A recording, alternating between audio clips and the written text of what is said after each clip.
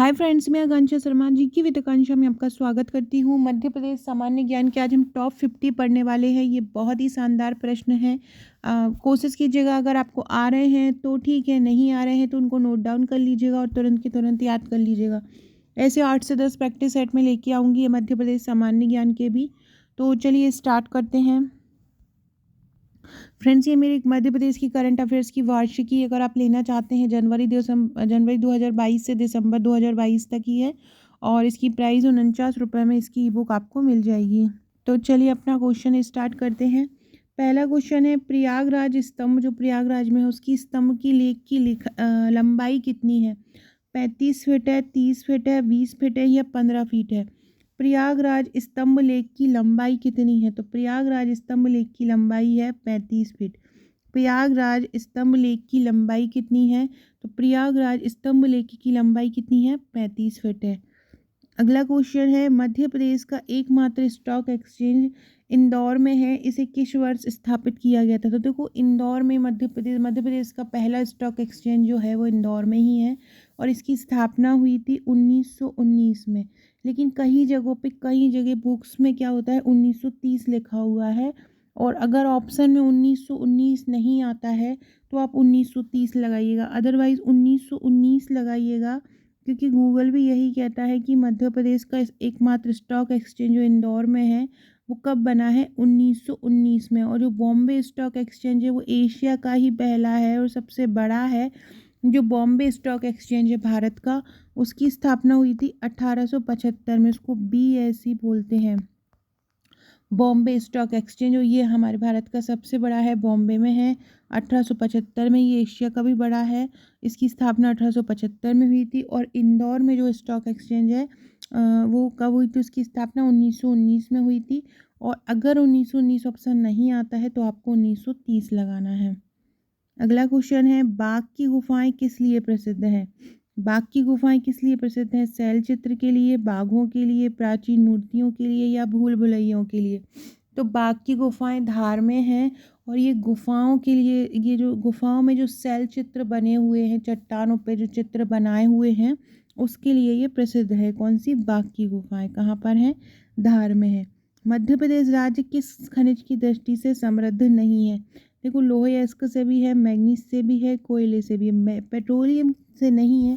कारण ये है कि हमारा जो मध्य प्रदेश है वो स्थलबद्ध है, चारों तरफ से आविष्ठित है, भू आविष्ठित राज्य है। उसके चारों ना तो कोई समुद्र है।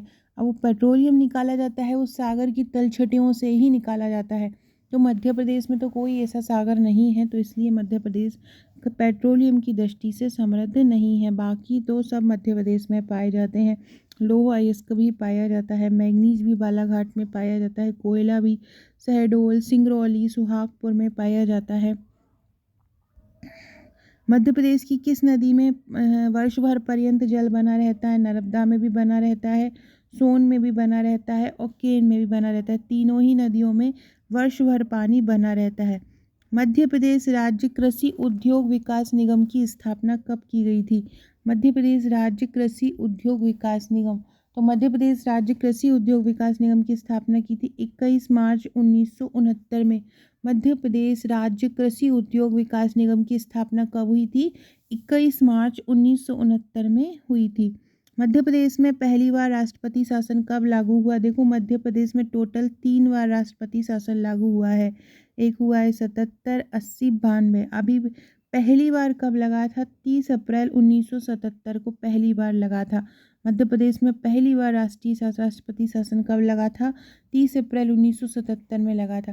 फ्रेंड्स, कमेंट करके बताइए कि किसके काल में लगा था। उस समय मध्य प्रदेश में कौन मुख्यमंत्री थे जब मध्य प्रदेश में पहली बार राष्ट्रपति शासन लगाया गया था? तो इसको कमेंट करके ज़रूर बताइएगा। अगला क्वेश्चन है, फ्रेंड्स, अगला क्वेश्चन बढ़ने से पहले अगर आप पटवारी की तैयारी कर रहे हैं तो आप हमारी ये पटवारी के नोट्स ले सकते हैं। टोटल 10 बुकलेट आपको मिलेंगी। बहुत ही सरल भाषा में to the point flow chart diagram के साथ इन नोट्स को कवर किया गया है। ये 10 बुकलेट आपको मिलती हैं और सबसे मेन बात, इसके साथ मिलने वाला ये व्हाट्सएप का ग्रुप। इस व्हाट्सएप के ग्रुप में आपकी तैयारी कराई जाती है, महत्वपूर्ण क्वेश्चन दिए जाते हैं, ऐसे क्वेश्चन की तैयारी कराई जाती है, चाहे करंट हो, चाहे GK हो, चाहे मैथ्स, चाहे रीजनिंग, चाहे इंग्लिश, चाहे हिंदी, चाहे कोई भी सब्जेक्ट हो, जो आपके 8 सब्जेक्ट हैं, यहाँ टू द पॉइंट ग्रुप में तैयारी कराई जा रही है। और हर दिन हर घंटे यहाँ पे कुछ ना कुछ दिया जाता है आपको तैयारी के लिए। और ऐसा नहीं है कि एक साथ आपको 50 पेजों की पीडीएफ देती, एक एक पेज करके तुरंत के तुरंत याद करवाए जाते हैं। और यकीन मानिए, अगर आप ये ग्रुप के साथ जुड़े हैं तो आपका सिलेक्शन पक्का है, क्योंकि मैं हर वो चीज़ करा रही हूँ जो प्रीवियस ईयर्स में आ चुके हैं या आने वाले हैं। करंट अफेयर्स लेना चाहते हैं तो करंट अफेयर्स की प्रश्नोत्तरी हमारी 99 रुपये की है। ऑब्जेक्टिव क्वेश्चन है इसमें पूरे साल के, तो आप इसमें घर से प्रिंट निकाल के आसानी से आप प्रैक्टिस कर सकते हैं। अगला है, निम्नलिखित में से कौन सा जोड़ा बेमेल है। देखो, भेलसा विदिशा को ही कहा जाता है, दसपुर मंदसौर को ही कहा जाता है, गोपाचल ग्वालियर को ही कहा जाता है। तो ये तीनों तो बिल्कुल सही है 100%। महिष्मती मंडला को नहीं कहा जाता, तो ये इसका आंसर हो जाएगा। क्या आंसर हो जाएगा? महिष्मती मंडला। मध्य प्रदेश में हर 12वें साल कुंभ का मेला कहाँ लगता है। तो ये तो बहुत सरल क्वेश्चन है, कहाँ लगता है? उज्जैन में लगता है। मध्य प्रदेश की सीमा कितने प्रदेशों के साथ जुड़ी हुई होती है। मध्य प्रदेश की सीमा 5 प्रदेशों के साथ जुड़ी हुई है। कौन सी नदी यमुना में नहीं मिलती है। तो देखो, चंबल भी यमुना में मिलती है, बेतवा भी मिलती है, काली सिंधु भी मिलती है। सोन नदी नहीं मिलती है, सोन नदी गंगा में मिलती है। सोन नदी किसकी सहायक नदी है? सोन नदी गंगा की सहायक नदी है। बाकी चंबल, बेतवा और काली सिंध ये किसकी हैं? ये यमुना की सहायक नदी हैं, याद रखिएगा। कोरकू जनजाति मध्य प्रदेश में कहाँ पाई जाती है। देखो, कोरकू जनजाति मध्य प्रदेश के दक्षिण में पाई जाती है। मध्य प्रदेश, जो आपका मध्य प्रदेश है, उसका जो दक्षिण वाला हिस्सा है, ये यहाँ पर कोरकू जनजाति पाई जाती है। तो यहाँ पे कौन कौन से जिले हैं? खंडवा है, बैतूल है, होशंगाबाद है, छिंदवाड़ा है। तो यहाँ पर कोरकू जनजाति पाई जाती है। अगला क्वेश्चन है, मध्य प्रदेश में भारत की जनसंख्या का कितने प्रतिशत लोग रहते हैं। 4.82, 5.99, 6.35 या 6.88। तो लगभग 6%, मतलब 5.99% लोग जो है भारत के मध्य प्रदेश में रहते हैं। तो भारत की कितने प्रतिशत जनसंख्या मध्य प्रदेश में रहती है? 5.99% रहती है। सतपुड़ा राष्ट्रीय उद्यान क्यों प्रसिद्ध है। सांप व रेंगने वाले प्राणियों के लिए, कृष्ण मृगों के लिए, पक्षियों के लिए, शेरों के लिए। सतपुड़ा राष्ट्रीय उद्यान कृष्ण मृगों के लिए प्रसिद्ध है। 1968 में इसकी स्थापना हुई थी। मध्य प्रदेश में विधानसभा सीटों की संख्या कितनी है। तो मध्य प्रदेश में विधानसभा सीट हैं 230। आपसे पूछें लोकसभा सीट कितनी है, तो मध्य प्रदेश में लोकसभा सीट है 29। आपसे पूछें मध्य प्रदेश में राज्यसभा सीटें कितनी हैं, तो राज्यसभा सीटें हैं 11 और विधानसभा सीटें कितनी हैं? 230 हैं। अगला क्वेश्चन है, मध्य प्रदेश में जो बाघ की गुफाएं हैं वो किस स्थान के समीप हैं। तो वो है धार के समीप, धार जिले में बाघ की गुफाएं हैं। मालवा का पठार मध्य प्रदेश में कहाँ है। तो देखो, ये मध्य प्रदेश है,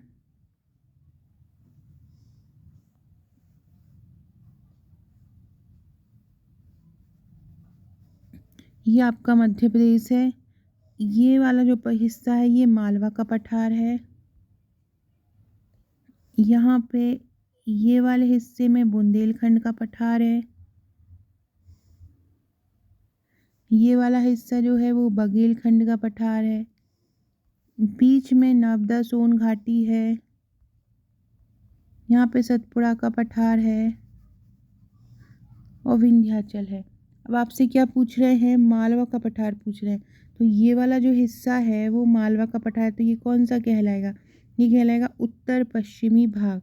क्या कहलाएगा? उत्तर पश्चिमी भाग। तो मालवा का पठार कहाँ पर है? उत्तर पश्चिमी भाग में है। प्रथम पंचवर्षीय योजना का मुख्य उद्देश्य, जब पंचवर्षीय योजना आई थी तब हम लोग केवल कृषि से ही जुड़े हुए थे और उद्देश्य भी था कि कृषि को ज़्यादा से ज़्यादा मजबूत करना। तो यही इसका उद्देश्य हो जाएगा प्रथम पंचवर्षीय योजना का, कृषि को ज़्यादा से ज़्यादा सुदृढ़ करना। फ्रेंड, डिस्क्रिप्शन बॉक्स में आपको मेरे व्हाट्सएप, टेलीग्राम, फेसबुक, ट्विटर की लिंक मिल जाएगी, ज्वाइन कर लीजिएगा। अगर आपने अभी तक मेरा व्हाट्सएप ग्रुप नहीं ज्वाइन किया है कर लीजिएगा। मेरी इंस्टा आईडी है आकांक्षा1957, आकांक्षा1957 मेरी इंस्टा आईडी है। अगर आपने इसको फॉलो नहीं किया है तो कर लीजिए। यहाँ आपको महत्वपूर्ण अपडेट मिलता रहेगा, बहुत अच्छे अच्छे मोटिवेशनल थॉट आपको डालूंगी। तो आप इसको फॉलो ज़रूर कर लीजिएगा। इसके अलावा अगर आपने आपका नंबर मेरे पास व्हाट्सएप पर सेव नहीं कराया है तो करा दीजिएगा। हाय लिखकर अपना नाम लिख के भेजना है, सेव इट करना है। हाय लिख के नहीं भेज देना है, दिन में 50 मैसेज हाय लिख के आते हैं, हम सेव नहीं करेंगे। आप अपना नाम लिख कर भेजिएगा, तभी आपका नंबर सेव होगा। अगला है समाज सेवा हेतु दिया जाने वाला पुरस्कार कौन सा है इनमें से? तो समाज सेवा हेतु दिया जाता है इंदिरा गांधी पुरस्कार। कौन सा दिया जाता है? इंदिरा गांधी पुरस्कार। इत्रदार महल कहाँ है? इत्रदार महल कहाँ पे है? यहाँ पे रायसेन दुर्ग में है। कहाँ पर है? रायसेन दुर्ग में। अजयगढ़ किला कहाँ पे है? पन्ना में है। और रायसेन दुर्ग रायसेन में है, वहीं पर रायसेन में ही इत्रदार महल है। कहाँ पर है? रायसेन में ही है इत्रदार महल। अगला क्वेश्चन है, देश का सबसे बड़ा बायोगैस संयंत्र मध्य प्रदेश में कहाँ स्थित है? तो भदभदा भोपाल के पास देश का सबसे बड़ा बायोगैस संयंत्र स्थापित किया है। मध्य प्रदेश में बुक बैंक योजना कहाँ पे लागू है? इंदौर में है। प्राचीन गुफाओं वाले पर्यटन का स्थान कौन सा नहीं है? ऐसा कौन सा स्थान है जहाँ पर्यटन स्थान नहीं है? देखो, उदयगिरी में भी पर्यटन स्थल है जो गुफाओं के लिए है। कबरा गुफाओं में भी गुफाओं का है। बाघ गुफाओं में भी। मांडू गुफाओं के लिए नहीं जाना जाता, सुंदरता किले के लिए जाना जाता है। बांधवगढ़ का किला इनमें से किस रेलवे मार्ग पर है? बांधवगढ़ आप जाएंगे तो कहाँ से जाएंगे? तो कटनी बिलासपुर रेल मार्ग से आप जाएंगे। मध्य प्रदेश में नाट्य कला एकेडमी कहाँ है? उज्जैन में है नाट्य कला एकेडमी। हिंदी काव्य में एक नाट्य कला एकेडमी भोपाल में भी है। हिंदी काव्य में छायावाद के प्रवर्तक किसको बोला जाता है? छायावाद के प्रवर्तक है मुकुटधर पांडे। कौन है? मुकुटधर पांडे।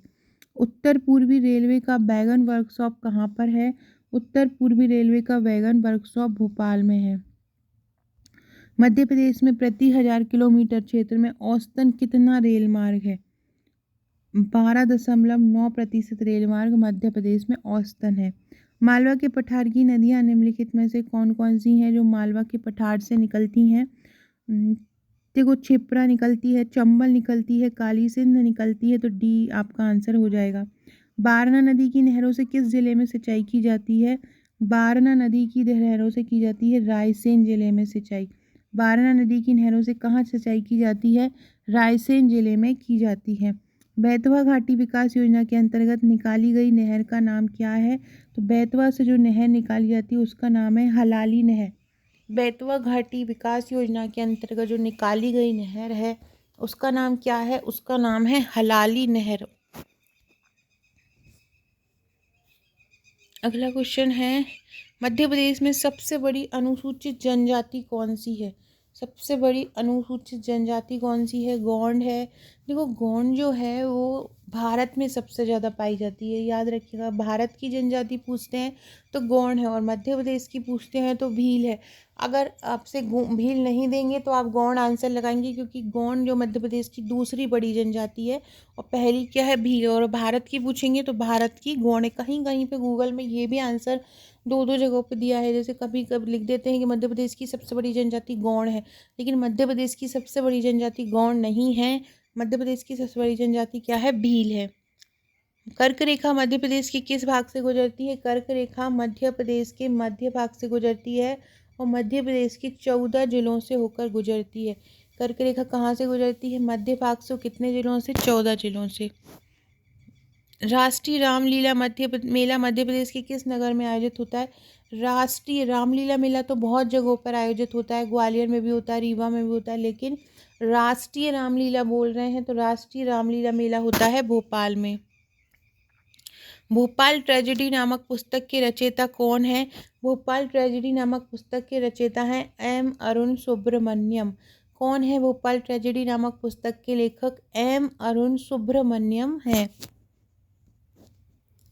ताप्ती नदी का उद्गम स्थल कौन सा है? मुल्ताई। ताप्ती नदी कहाँ से निकलती है? मुल्ताई से निकलती है। खरमोर पक्षी के लिए विख्यात मध्य प्रदेश का प्रमुख राष्ट्रीय उद्यान कौन सा है? माधव, कान्हा, सिलाना या बांधवगढ़? तो सिलाना जो राष्ट्रीय उद्यान है वो खरमोर पक्षी के लिए जाना जाता है।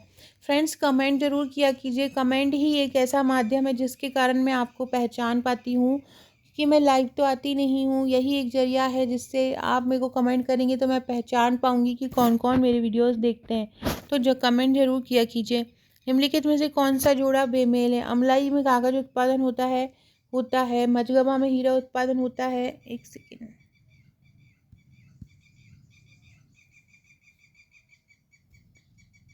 अमलाई में कागज उत्पादन होता है। मझगवा में हीरा उत्पादन होता है। बेलाडीला में लोहा का उत्पादन होता है। लेकिन भीमबेटका में मैग्नीज का उत्पादन नहीं होता। ये तो गुफाओं के लिए प्रसिद्ध है, रायसेन जिले में है। फ्रेंड्स कमेंट बॉक्स में बताइएगा भीमबेटका को विश्व विरासत स्थल में कब शामिल किया गया। मध्य प्रदेश की कौन सी सिंचाई परियोजना राज्य की प्रथम अंतरघाटी परियोजना है? तो ये है चौरल सिंचाई परियोजना। कौन सी है? चौरल सिंचाई परियोजना राज्य की प्रथम अंतरघाटी परियोजना है। कौन सी? चौरल। मध्य प्रदेश की सर्वाधिक ऊंची चोटी जो धूपगढ़ है 1350 मीटर, कहाँ पर स्थित है? तो ये है सतपुड़ा मैकाल श्रेणी में। धूपगढ़ चोटी कहाँ पर स्थित है? पीएससी ऐसे सवाल बहुत बार पूछता है, तो याद रखिएगा मध्य प्रदेश की सर्वाधिक ऊंची चोटी धूपगढ़ कहाँ पर स्थित है? धूपगढ़ सतपुड़ा मैकाल श्रेणी में स्थित है।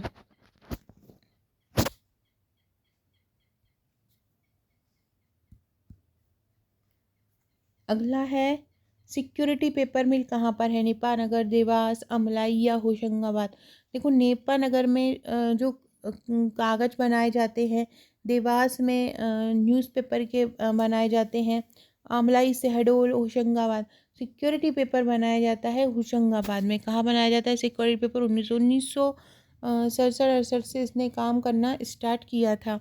मध्य प्रदेश का क्षेत्रफल कितना है? देखो इनमें अगर देखा जाए तो लगभग 3,08,000 मध्य प्रदेश का क्षेत्रफल है। पूर्वाग्रह नामक मासिक पत्रिका कहाँ से प्रकाशित होती है? पूर्वाग्रह मासिक पत्रिका भारत भवन द्वारा प्रकाशित होती है। पूर्वाग्रह नामक मासिक पत्रिका। कौन सा युग्म असत्य है? इलेक्ट्रॉनिक कॉम्प्लेक्स इंदौर में है, हाँ है। कृषि कॉम्प्लेक्स छिंदवाड़ा में है, हाँ है। चरम कॉम्प्लेक्स मतलब चमड़ा कॉम्प्लेक्स देवास में है, हाँ है। तीनों सही है, लेकिन हाईटेक कॉम्प्लेक्स ग्वालियर में नहीं है। ये तीसरा वाला गलत हो जाएगा। अगला है मध्य प्रदेश की सर्वाधिक क्षेत्र। देखो मध्य प्रदेश का अगर सर्वाधिक क्षेत्र में बात की जाए, अरे आज क्या हो रहा है, ये घूम रहा है। तो मध्य प्रदेश के सर्वाधिक क्षेत्र की अगर बात की जाए तो कौन सी मिट्टी पाई जाती है? तो मध्य प्रदेश के सर्वाधिक क्षेत्र में काली मिट्टी पाई जाती है। लेकिन अगर वो कोई प्रतिशत आपको दे रहे हैं, जैसे कि लगभग 29-30% लाल पीली मिट्टी पाई जाती है, तो ये आंसर हो जाएगा। लेकिन अगर केवल सर्वाधिक क्षेत्र दे रहे हैं तो मध्य प्रदेश के सर्वाधिक क्षेत्र में पाई जाती है काली मिट्टी। याद रखिएगा कौन सी? मध्य प्रदेश के सर्वाधिक क्षेत्र में काली मिट्टी पाई जाती है।